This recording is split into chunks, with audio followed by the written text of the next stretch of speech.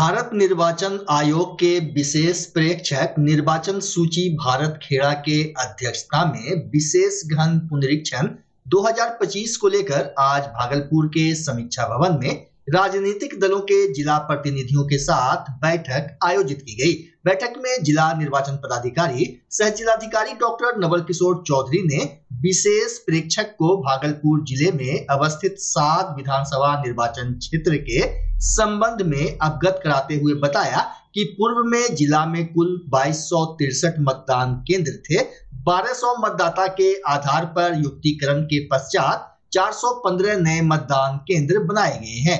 अब कुल मतदान केंद्रों की संख्या 2678 हो गई है। डीएम ने बताया कि भागलपुर में 11,12,155 पुरुष मतदाता, 10,46,058 महिला मतदाता एवं 104 थर्ड जेंडर मतदाता है।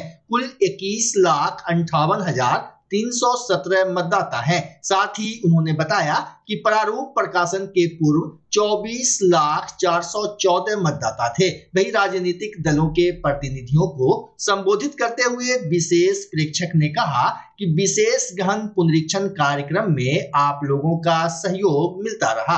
अगस्त के प्रथम सप्ताह में भी आप लोगों के साथ बैठक हुई थी और प्रकाशित प्रारूप में छूटे हुए मतदाता, मृतक मतदाता और अनुपस्थित मतदाता के संबंध में दावा आपत्ति देने के लिए अपील की गई थी। 3 दिन और शेष बचे हैं। काफी संख्या में प्रपत्र 6, 7 एवं 8 प्राप्त हुए हैं। उन्होंने कहा कि एसआईआर का उद्देश्य है कि कोई योग्य मतदाता छूटना नहीं चाहिए और कोई गलत मतदाता रहना नहीं चाहिए। उन्होंने कहा कि अगर कोई मतदाता छूट गया है तो अभी भी 3 दिन शेष हैं। उनका प्रपत्र 1 सितंबर तक जमा करवा दें। 25 सितंबर तक ईआरओ सत्यापन करेंगे और 30 सितंबर 2025 को अंतिम सूची का प्रकाशन होगा। बैठक में जिला निर्वाचन पदाधिकारी ने कहा कि 31 अगस्त रविवार को 10:30 बजे से दिन के 1 बजे तक भागलपुर के सभी मतदान केंद्र पर शिविर का आयोजन किया जाएगा। सभी बीएलओ अपने अपने मतदान केंद्र पर मौजूद रहकर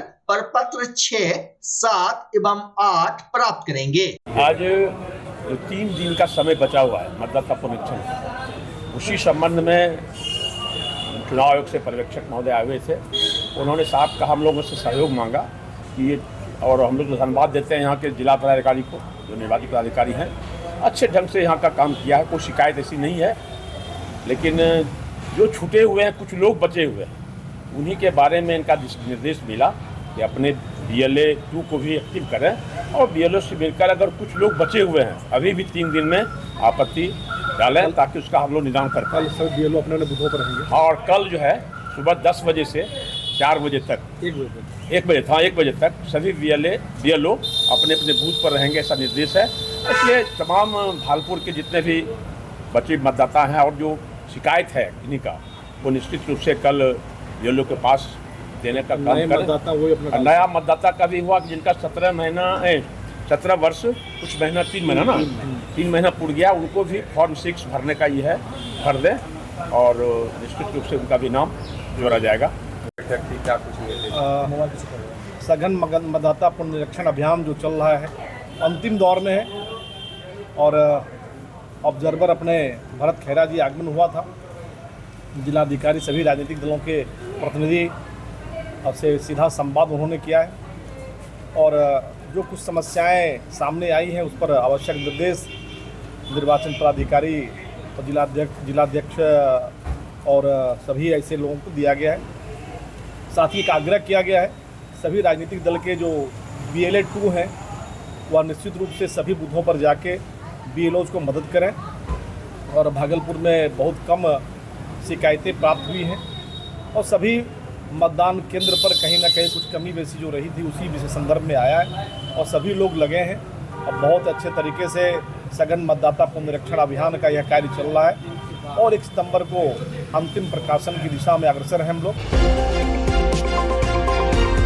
हिंदुस्तानी अवाम मोर्चा सेक्युलर के संस्थापक एवं राष्ट्रीय अध्यक्ष जीतन राम मांझी रविवार को भागलपुर के टाउन हॉल में आयोजित जन समर्थन सभा में शामिल होंगे, जिसको लेकर आज जिला अतिथि गृह भागलपुर में हम पार्टी के जिला अध्यक्ष अशोक रजक एवं प्रधान महासचिव सह जिला प्रभारी अविनाश कुमार ने संयुक्त प्रेस वार्ता कर उनके कार्यक्रम की विस्तृत जानकारी दी। जिलाध्यक्ष अशोक रजक ने बताया कि पार्टी के राष्ट्रीय अध्यक्ष एवं बिहार के पूर्व मुख्यमंत्री जीतन राम मांझी 31 अगस्त को टाउन हॉल में आयोजित जन समर्थन सभा को संबोधित करेंगे, जबकि प्रधान महासचिव अविनाश कुमार ने कहा कि कार्यक्रम को लेकर सारी तैयारियां पूरी कर ली गई है। प्रेस वार्ता के दौरान बताया गया कि जन समर्थन सभा में जीतन राम मांझी के अलावा पार्टी से जुड़े कई दिग्गज नेता और सैकड़ों कार्यकर्ता शामिल होंगे।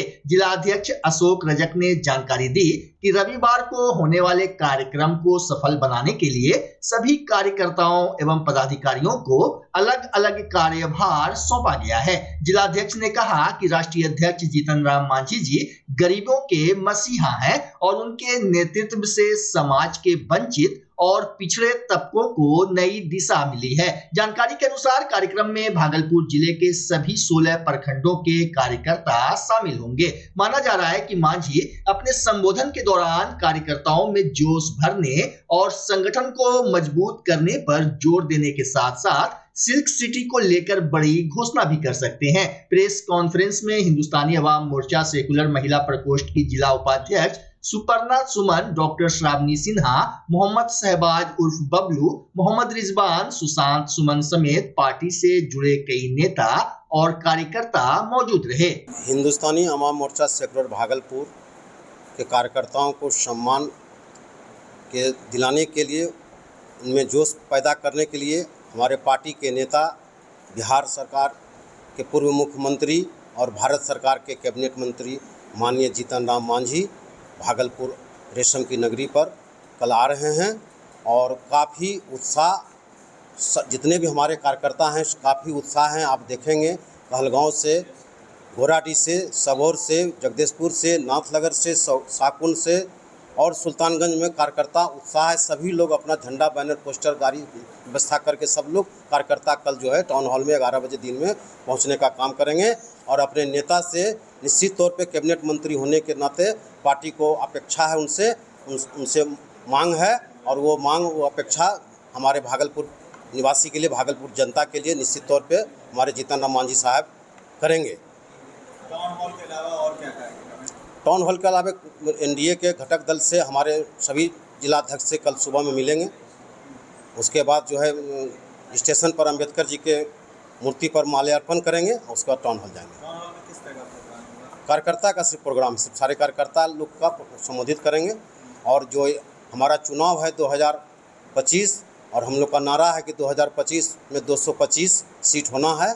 निश्चित तौर पे हमारे नेता के नेतृत्व में, प्रधानमंत्री के नेतृत्व में और मुख्यमंत्री जो आज विकास के पुरुष के नाम से प्रचलित हैं और सारे लोग जान चुके हैं कि वास्तव में विकास पुरुष हैं, उनके नेतृत्व में निश्चित तौर पे एनडीए के घटक दल की जीत सुनिश्चित होगी। प्रेस कॉन्फ्रेंस का मेन उद्देश्य हम लोग के पार्टी के संरक्षक और बिहार के पूर्व मुख्यमंत्री, भारत सरकार के वर्तमान केंद्रीय मंत्री और हमारे गार्जियन आदरणीय जीतन राम मांझी जी के भागलपुर के धरती पर कल आगमन होने जा रहा है, जिसमें हमारे कार्यकर्ता लोग बढ़ चढ़ के हिस्सा लेंगे और उनके भाषण का आनंद लेंगे। आगामी विधानसभा चुनाव के लेकर चर्चा होगी, कार्यकर्ताओं के साथ वो बैठक करेंगे।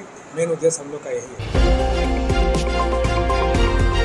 भागलपुर विश्वविद्यालय थाना क्षेत्र के परबत्ती मोहल्ले में आज वार्ड नंबर 13 के पार्षद रंजीत मंडल और स्थानीय लोगों के बीच मारपीट की घटना सामने आई, जिसका वीडियो सोशल मीडिया पर भी वायरल है। वायरल वीडियो में देखा जा सकता है कि स्थानीय लोगों एवं पार्षद के बीच विवाद हो रहा है। वही मारपीट की घटना के दौरान जब पुलिस बीच बचाव करने आई तो खाकी का खौफ ना तो पार्षद में दिखा और ना ही स्थानीय लोगों में। प्राप्त जानकारी के अनुसार पार्षद की पिटाई का मुख्य कारण वर्षों से चल रहा आइसक्रीम पार्लर की जमीन का विवाद है। रंजीत मंडल और उनके भाई ने जमीन पर कब्जा करने की कई बार कोशिश की, जबकि जमीन के असली मालिक और उनके पुत्र लगातार इसका विरोध करते रहे। इधर वायरल वीडियो में पुलिसकर्मी बीच बचाव करते नजर आ रहे हैं। अब देखने वाली बात यह होगी कि पुलिस की आंख के सामने हुई इस घटना में किन लोगों पर कार्रवाई होती है।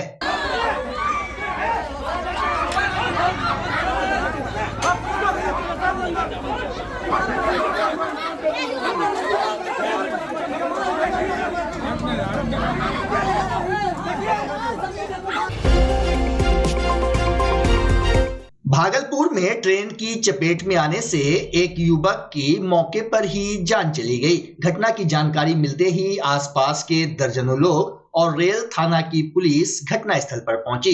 घटना मुस्लिम स्कूल समपार के समीप की है। स्थानीय लोगों ने बताया कि दिन के करीब 1:30 बजे युवक भागलपुर जमालपुर पैसेंजर ट्रेन की चपेट में आ गया, जिससे उसकी मौत हो गई। वहीं घटनास्थल पर कुछ लोग दबी जुबान से युवक द्वारा मोबाइल छीनते की चर्चा कर रहे थे, जबकि कुछ लोगों का कहना था कि यह घटना तब हुई जब एक यात्री का मोबाइल लेकर चोर फरार हो गया, लेकिन मोबाइल लेकर भाग रहे चोर को पकड़ने के दौरान युवक की जान चली गई। वहीं मौके पर पहुंची पुलिस ने सबको अपने कब्जे में लेकर पोस्टमार्टम के लिए जवाहरलाल नेहरू मेडिकल कॉलेज भेज दिया और मामले की जांच में जुट गई। मृत युवक के पास से एक परिचय पत्र मिला है, जिसमें उसका नाम कपिल मंडल लिखा है। साथ ही आई कार्ड में सिलवासा रिसोर्सेज प्राइवेट लिमिटेड का नाम अंकित है। फिलहाल पुलिस हर एंगल से घटना की जांच पड़ताल कर रही है।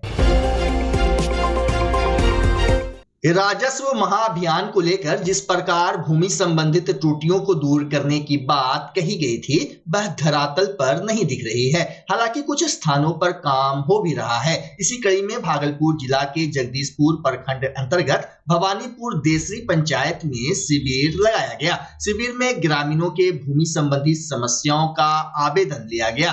शिविर में खाता धारकों के नाम में सुधार, मृत स्वामियों के नाम हटाकर उत्तराधिकारियों का नाम दर्ज करने, बंटवारे से संबंधित मामलों को रिकॉर्ड में अपडेट करने और भूमि अभिलेखों में त्रुटियों के निराकरण की प्रक्रिया की गई। अभियान के तहत राजस्व कर्मियों की टीम ने जमाबंदी की प्रतियां एवं आवेदन पर पत्र वितरित कर रही थी, ताकि अधिक से अधिक लोग इसका लाभ उठा सके। जगदीशपुर के सीओ सतीश कुमार ने बताया कि राजस्व महाअभियान का मुख्य उद्देश्य भूमि संबंधी सभी लंबित मामलों का त्वरित निपटारा करना है। उन्होंने कहा कि शिविर के माध्यम से ग्रामीणों को पारदर्शी और समयबद्ध सेवा उपलब्ध कराई जा रही है। साथ ही उन्होंने ग्रामीणों से अपील की कि वे अधिक से अधिक संख्या में शिविरों में आवेदन करें। गौरतलब हो कि ये महाअभियान 20 सितंबर तक चलेगा। ये राजस्व महाअभियान के तहत शिविर लगाया गया है। इसमें 4 तरह की सुविधा जो भी हमारे जामबंदी रैयत है उनको मिल रहा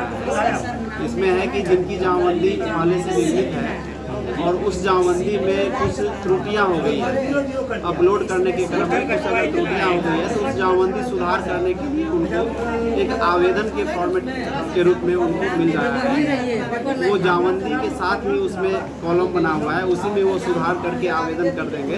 तो हम लोग उसको आवेदन को अभी रख के उसको ऑनलाइन भर रहे हैं और फिर उसको सुधार करने की प्रक्रिया की जाएगी। दूसरा है कि जिनकी छूटी हुई जामबंदी है उनको भी आवेदन एक दिया जा रहा है और उनको आवेदन के आलोक में साक्ष्य को देखते हुए उनके आवेदन को जो है ऑनलाइन छूटी हुई जामबंदी को ऑनलाइन किया जाएगा। और तीसरा एक सुविधा है कि जिनकी जामबंदी किसी उनके पूर्वज के नाम से है, वो मृत हो चुके हैं, तो उस जामबंदी का नामांतरण किया जाना है, तो वो उनसे भी इस प्रकार का आवेदन प्राप्त किया जा रहा है। और एक चौथा आवेदन है जो आपसी सहमति से कोई बंटवारा करना चाह रहे हैं, तो उससे संबंधित भी उनको आवेदन दी जा रही है और उसको आवेदन प्राप्त करके फिर उसकी प्रक्रिया आगे निष्पादन की जाएगी। मेरा लक्ष्य है कि जितना अधिक से अधिक हो सरकार का इस राजस्व महाअभियान को 100% सफल बनाए और जो भी वितरण के रूप में दिया गया है जमाबंदी सभी के लगभग 80% पहुँच चुका है। 20% व्यक्ति नहीं मिल रहे, लेकिन उम्मीद है खोज के दिया जा रहा है।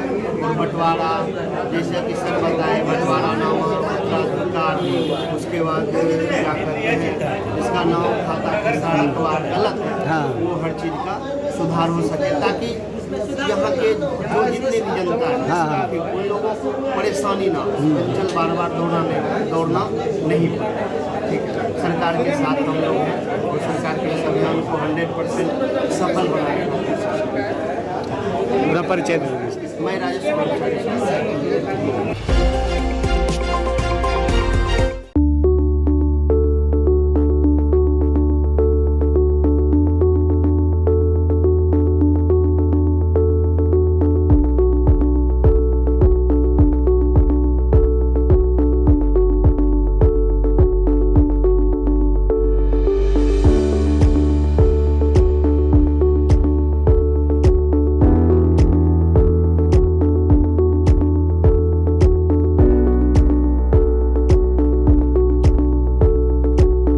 बच्चा जब जन्म लेता है तो कई बार बच्चा तुरंत नहीं रोता है, रोने में देर हो जाता है। ऐसे में बच्चा क्षतिग्रस्त हो जाता है और उसके बचने की संभावना कम हो जाती है। और यदि बचा तो भविष्य में उसमें विकलांगता की समस्या आती है, जिसे सीपी कहते हैं, जिसका कोई माकूल इलाज नहीं है और ज़िंदगी भर बच्चा विकलांगता से जूझ सकता है। ऐसे में पूरे संसार में कूलिंग थेरेपी का सहारा लिया जाता है। जन्म से ठीक 6 घंटा के अंदर यदि उसको कूलिंग थेरेपी दिया जाए तो उससे उसका सीपी की समस्या कम होती है और बचने की भी संभावना बढ़ती है। पहली बार बिहार झारखंड में आपके शहर के स्नेह नवजात शिशु बाल सेवा केंद्र में यह मशीन उपलब्ध है। कभी भी ऐसी बात हो कि बच्चा रोने में विलम्ब हो गया तो आप स्नेह नवजात शिशु बाल सेवा केंद्र में जरूर संपर्क करें।